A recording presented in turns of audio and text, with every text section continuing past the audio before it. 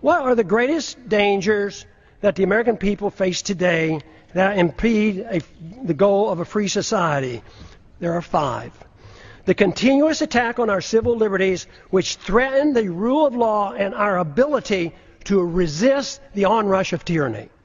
Number 2, violent anti-Americanism that has engulfed the world.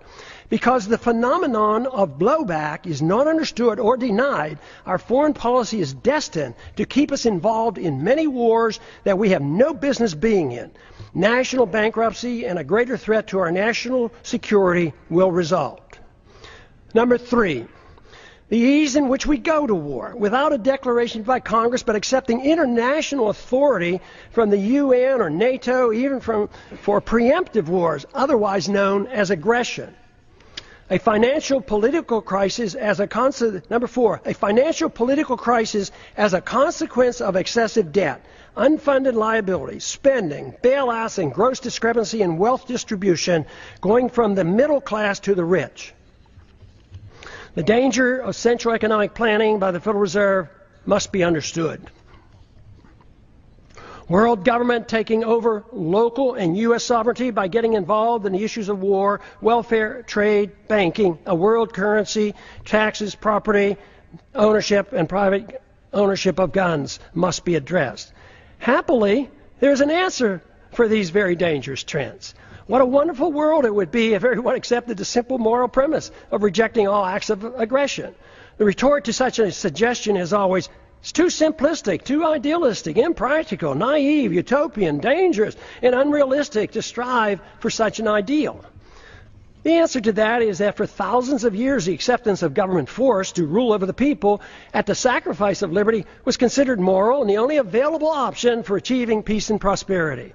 What could be more utopian than that myth? Considering the results, especially looking at the state-sponsored killing by nearly every government during the 20th century, estimated to be in the hundreds of millions of people, it's time to reconsider this grant of authority to the state.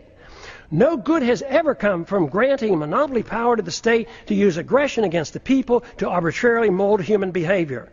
Such power, when left unchecked, becomes the seed of an ugly tyranny. This method of governance has been adequately tested, and the results are in. The reality dictates we try liberty. The idealism of non-aggression and rejecting the offensive use of force should be tried. The idealism of government-sanctioned violence has been abused throughout history and is the primary source of poverty and war. The theory of a society being based on individual freedom has been around for a long time. It's time to take a bold step and actually permit it by advancing this cause rather than taking a step backwards as some would like us to do today. Today, the principles of habeas corpus, established when King John signed the Magna Carta in 1215, is under attack in our own government.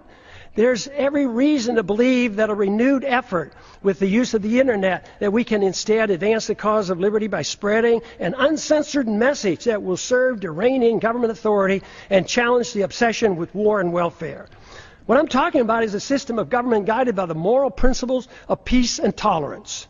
The founders were convinced that a free society could not exist without a moral people. Just writing rules won't work if the people choose to ignore them.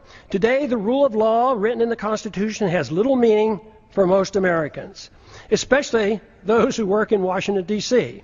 Benjamin Franklin claimed, quote, "Only a virtuous people are capable of freedom." John Adams concurred, quote, "Our Constitution was made for a moral and religious people. It is wholly inadequate for the government of any other."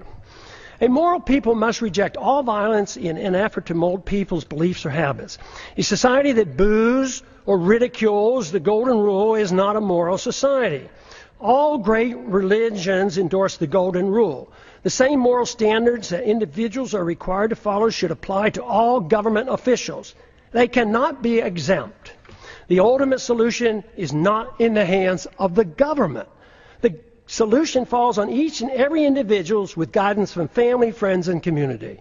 The number one responsibility for each of us is to change ourselves with hope that others will follow. This is of greater importance than the working on changing the government. That is secondary to promoting a virtuous society. If we can achieve this, then the government will change.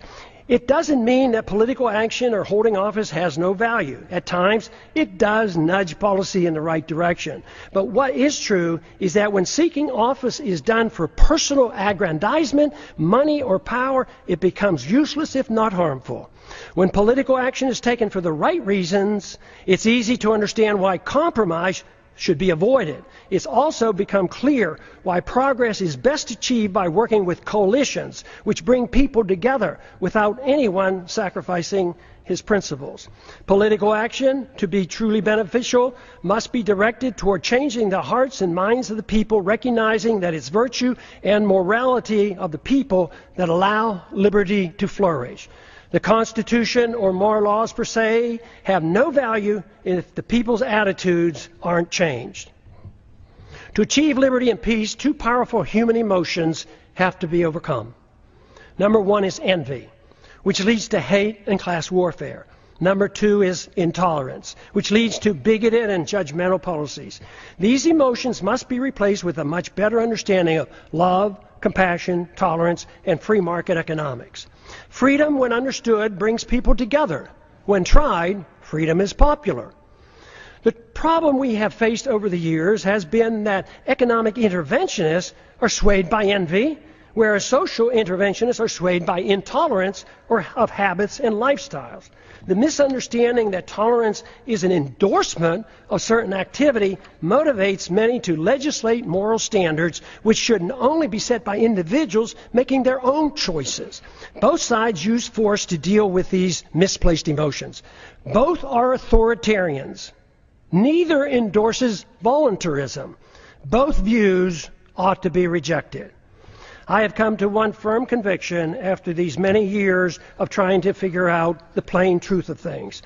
The best chance for achieving peace and prosperity for the maximum number of people worldwide is to pursue the cause of liberty.